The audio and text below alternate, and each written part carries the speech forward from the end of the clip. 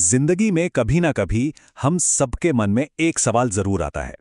एक तरफ तो ईश्वर पर हमारा अटूट विश्वास होता है और दूसरी तरफ दुनिया में इतनी भयानक बुराई भी दिखती है। तो सवाल ये उठता है कि इन दोनों चीजों को एक साथ कैसे समझें। चलिए आज इसी मुश्किल गुत्थी को सुलझाने की कोशिश करते हैं। और देखिए, ये सारी बातचीत ना एक बहुत ही बुनियादी सवाल से शुरू होती है। क्या भगवान सच में होते हैं? ये सिर्फ कोई फिलॉसफी का सवाल नहीं है। ये वो सवाल है जो हमारी उम्मीदों, हमारे डर और हमारे जीने के अंदाज पर असर डालता है। अब देखिए, इस सवाल का कोई एक सीधा साधा जवाब तो है नहीं। तो एक काम करते हैं, इसे समझने के लिए 3 अलग अलग एंगल से देखते हैं। तो सबसे पहले आता है धर्म और अध्यात्म का नजरिया, जो सदियों से हमारे साथ है। फिर आता है विज्ञान का लॉजिकल, तर्क वाला नजरिया। और तीसरा, जो शायद सबसे पावरफुल है, वो है हमारा खुद का पर्सनल एक्सपीरियंस। और यहीं पे ना ये दोनों रास्ते बिल्कुल अलग हो जाते हैं। एक तरफ धर्म है जो हमें एक विश्वास देता है, मुश्किलों में सहारा बनता है। वहीं दूसरी तरफ विज्ञान है जो बड़ी ईमानदारी से कहता है, देखो भाई, ये हमारे दायरे से बाहर की बात है। विज्ञान के हिसाब से ईश्वर का होना या ना होना दोनों ही साबित नहीं किया जा सकता। और शायद इसीलिए पर्सनल एक्सपीरियंस इतना मैटर करता है।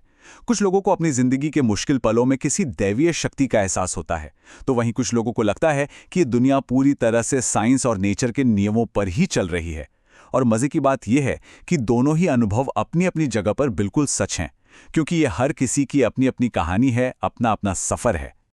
लेकिन अब आते हैं उस सवाल पर जो किसी के भी विश्वास की नींव हिलाकर रख दे। सच कहूं तो ये इस पूरी बातचीत का सबसे मुश्किल, सबसे दिल दुखाने वाला हिस्सा है कि भाई, अगर भगवान है, एक ऐसी शक्ति जो सब देख रही है, जो दयालु है, तो फिर ये क्यों होता है?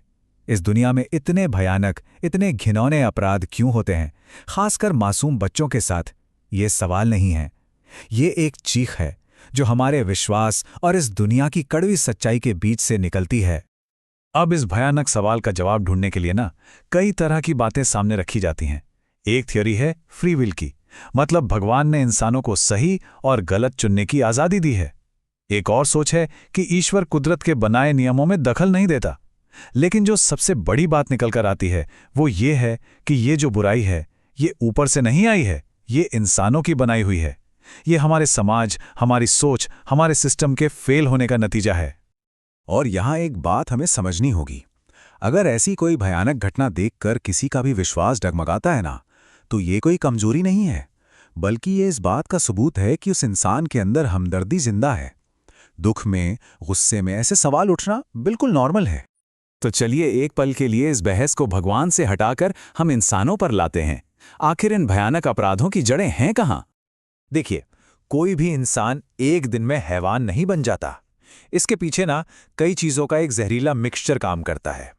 एक बिगड़ी हुई सोच, नशे का असर, सही गलत की समझ का ना होना, और जो सबसे खतरनाक है वो है समाज की चुप्पी। ये चुप्पी ही ऐसे अपराधियों का हौसला बढ़ाती है और एक ऐसा माहौल बनाती है जहां ये बुराई फलती फूलती है। अगर इन अपराधियों की साइकोलॉजी को थोड़ा समझने की कोशिश करें तो इन्हें 3 कैटेगरी में बांटा जा सकता है। पहले वो जो दूसरों पर अपनी ताकत दिखाने, उन्हें डोमिनेट करने के लिए ये सब करते हैं। दूसरे वो जो मानसिक रूप से इतने बीमार हैं कि उन्हें दूसरों को तकलीफ देके खुशी मिलती है। और तीसरे होते हैं मौके का फायदा उठाने वाले, जो अक्सर नशे में या बस हालात का फायदा उठाकर ऐसा कर बैठते हैं। तो ठीक है, वजह तो समझ आ गई, पर अब सबसे बड़ा सवाल, एक समाज होने के नाते हम इसे रोकें कैसे? देखिए, इसका कोई एक शॉर्टकट या जादुई हल नहीं है। हमें एक साथ कई लेवल पर काम करना होगा। कानून को सख्त और तेज होना पड़ेगा ताकि डर पैदा हो। बच्चों को स्कूलों में ही गुड टच, बैड टच जैसी बातें सिखानी होंगी ताकि वो खुद को बचा सकें। हमें अपने समाज में एक दूसरे के लिए इज्जत का माहौल बनाना होगा और चुप रहने की आदत छोड़नी होगी। ये एक मिलकर लड़ने वाली लड़ाई है। लेकिन जानते हैं, कानून और स्कूल से भी पहले असली बदलाव की नींव कहाँ रखी जाती है? हमारे घरों में। जब हम अपने लड़कों को बचपन से ये सिखाते हैं कि औरतें इंसान हैं, कोई चीज या ऑब्जेक्ट नहीं। सम्मान की पहली सीख घर से ही मिलती है। और ये सारी बातें हमें एक आखिरी और सबसे जरूरी सवाल पे ले आती हैं। इस सब में हमारी, एक एक व्यक्ति की क्या जिम्मेदारी है?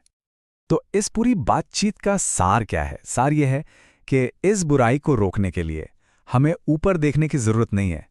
इसका हल हमारे अपने अंदर है, हमारे समाज के अंदर है। ये कोई भगवान की पहेली नहीं, ये हमारी इंसानों की जिम्मेदारी है।